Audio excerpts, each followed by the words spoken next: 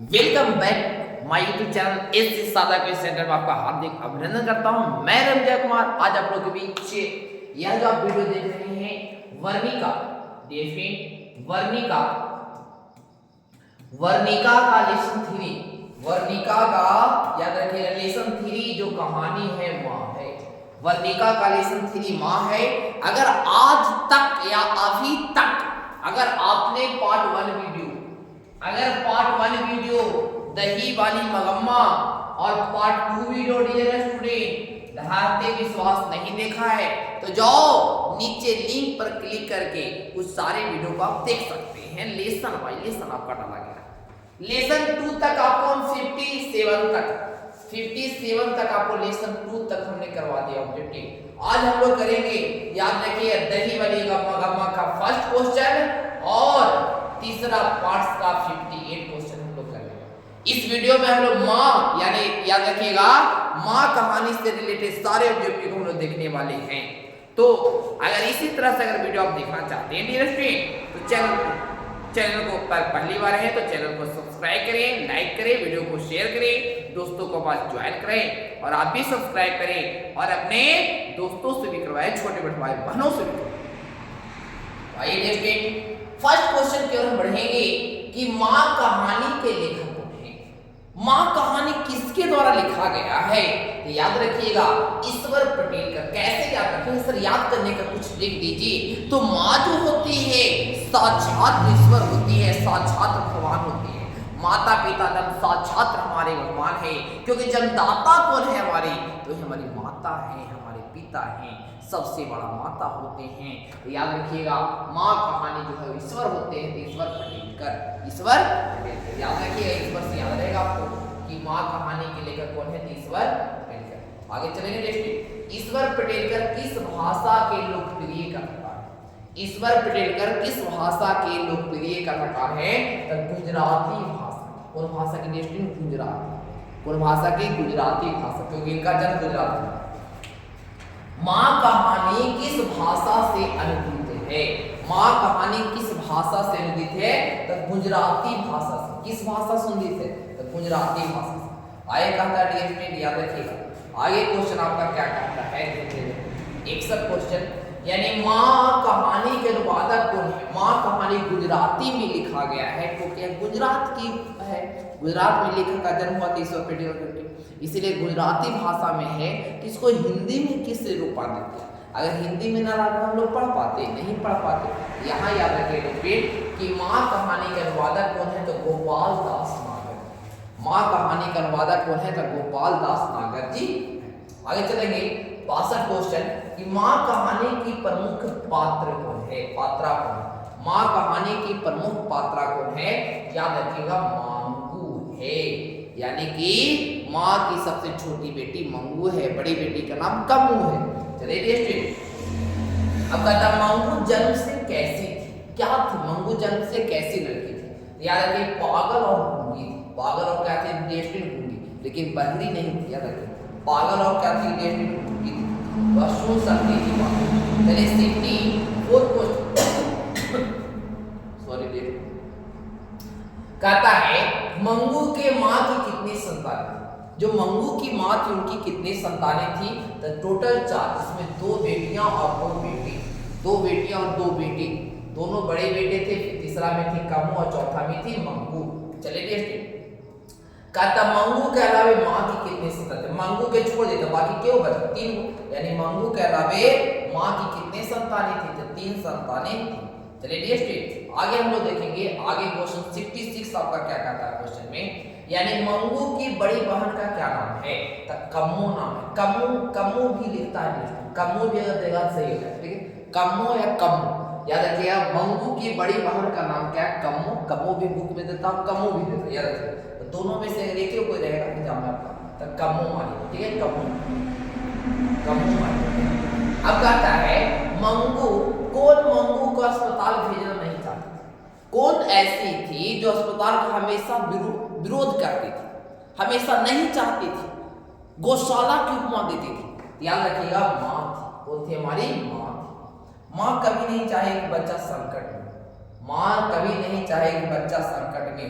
12th class में आ जाइएगा तो आपको एक हिंदी के लेसन पढ़ाएंगे अर्धनारी ईश्वर, अर्धनारी ईश्वर पढ़ाएंगे। कहानी में आपको दिया गया है, लेसन 4 में यह बताया गया, उसके बारे में आपको हम पढ़ाएंगे, तो उसमें आपको बताएंगे इस चीज। चलिए कहता है माँ अस्पताल को किसकी उपमा देती है? माँ अस्पताल को गौशाला की उपमा देती है। माँ अस्पताल को किसी को उपमा देती है तो गौशाला की उपमा देती है। आगे कहता है कि मंगू के गांव की कौन दूसरी पागल लड़की पागल हो गई थी, यानी मंगू के गांव की कौन दूसरी पागल लड़की पागल हो गई। याद रखिए कुसुम, कुसुम क्या हो गई थी? पागल हो गई, याद रखिएगा। आगे कहता है किसके पहली बार अस्पताल का विरोध, किसने पहली बार अस्पताल का विरोध किया? क्या आपको पता है? जल्दी से कमेंट करिए कि सर हमको पता है।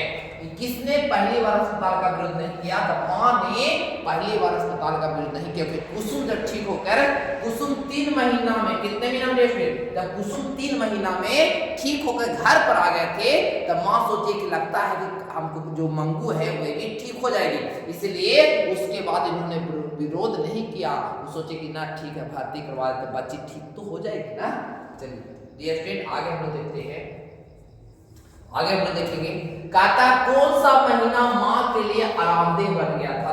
याद रखें अगहन का महीना, क्योंकि इसमें जोशी जो लोग थे वो बोले थे कि 2 साल में आपकी बच्ची ठीक हो जाएगी, दावा से ठीक हो जाएगी। तो माँ के लिए सबसे आरामदेह महीना कौन था? अगहन का महीना। अगहन देखते ना, अगहन पुष माघ फाल्गुन जनवरी चैत वैशाख जेठ साल आता ना है, तो ये अगहन का महीना हिंदी में। कहता मंगू की प्राकृतिक मौत को माँ क्या मानती थी? मंगू की प्राकृतिक मौत को माँ क्या मानती थी?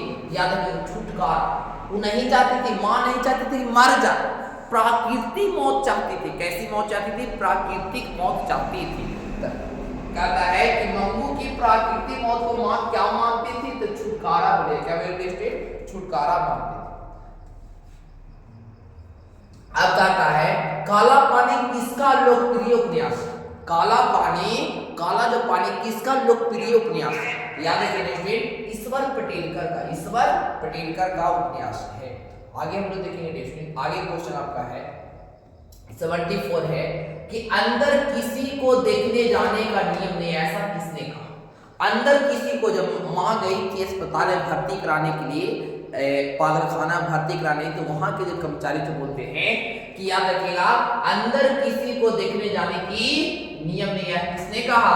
तो मेटर्स ने, वहां की जो नर्स थी वह उसने बोला, मेटर्स या नर्स भी आप बोल सकते। चलिए देखिए, तो यहाँ देखिएगा, आगे हम लोग चलते हैं, आगे देखिएगा, आगे आपका है क्वेश्चन, देखिए 75 आपको क्वेश्चन ये है, ठीक है स्टूडेंट। चलिए माँ से ही रिलेटेड है, माँ वाला कहानी। कहता है कि मंगू को भर्ती कराने के लिए माँ ने किससे पत्र लिखकर, माँ जो है किससे पत्र लिखकर बुलाया?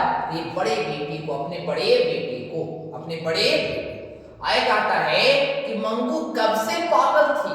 मंगू कब से पागल थी? याद रखिएगा जन्म से ही मंगू पागल थी। क्वेश्चन करेगा कि मंगू कब से पागल थी? तो जन्म से क्या थी? पागल थी। आगे क्वेश्चन कहता है, याद रखिएगा कि पागलों के अस्पताल में उपद्रवी मरीजों को कैसे रखा जाता था? याद है कमरे में बंद करके। जब वहां गए थे झाकुर झाकुर बाल था, झाकुर झाकुर क्या था? बाल था, और झाकुर झाकुर बाल था, और नाखून जो थे नाखून चौड़े चौड़े थे, और नाखून चौड़े चौड़े थे तो बाल ऐसे ऐसे कर रहा था। याद रखिएगा वही कहता है कि पागलों के अस्पताल में उपद्रव मरीजों को कैसे रखा जाता था? तो कमरे में बंद करके, कमरे में बंद करके रखा जाता। आगे आते हैं, आगे क्वेश्चन आपका क्या है कि मंगू को अस्पताल में भर्ती कराने के लिए मां ने पुत्र को ऑर्डर प्राप्त किया। किसकी ऑर्डर मिला? जैसे हम लोग भर्ती करवाते हैं तो किसी की आज्ञा लेते हैं, तो किसकी आज्ञा ली? याद रखिएगा मजिस्ट्रेट, यानी जो वहां के मजिस्ट्रेट थे उनकी आज्ञा लेना पड़ा। याद रखिएगा मजिस्ट्रेट का आज्ञा लेना। आगे क्वेश्चन चलते हैं कि मंगू को कितनी पुत्रियां थी? पुत्रियां 2, और पुत्र अगर पूछेगा पुत्र भी पूछेगा तो कितना बोलेगा? 2, क्योंकि टोटल संतान कितना है? 4 है। चलिए आगे हम लोग चलते हैं, आगे क्वेश्चन 80 आपका क्वेश्चन है। रात में रतौंधी कहता है जलती रहने से किससे नींद नहीं आती है, किसने कहा, तो माँ ने कहा। याद रखेगा कि रात में रोशनी रहेगा तो उसको नींद नहीं आती है, ये ऐसा किसने कहा, तो ऐसा माँ ने। कहता है कि मंगू की याद में कौन पागल हो गई, तो माँ पागल हो गई। मंगू की याद में कौन पागल हो गई, तो माँ भी क्या हो गई, पागल हो गई।